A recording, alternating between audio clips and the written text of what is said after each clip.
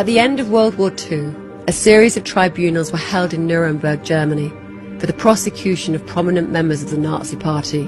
Opening the first trial in history for crimes against the peace of the world imposes a grave responsibility. Their defense that they were just following orders was not enough to escape punishment. Following the trials, the Nuremberg Code was created to protect people's human rights.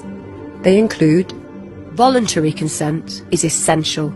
Human experiments should be based on previous animal experimentation, and experiments should be conducted by avoiding suffering and injury. With the current rollout of the COVID-19 vaccination programme, we now see these fundamental human rights being violated again. Your government doesn't have the right to override that law.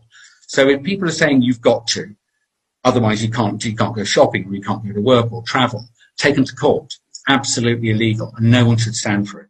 75 years ago, Hermann Goering testified at the Nuremberg trials, and he was asked, how did you make the German people go along with all this?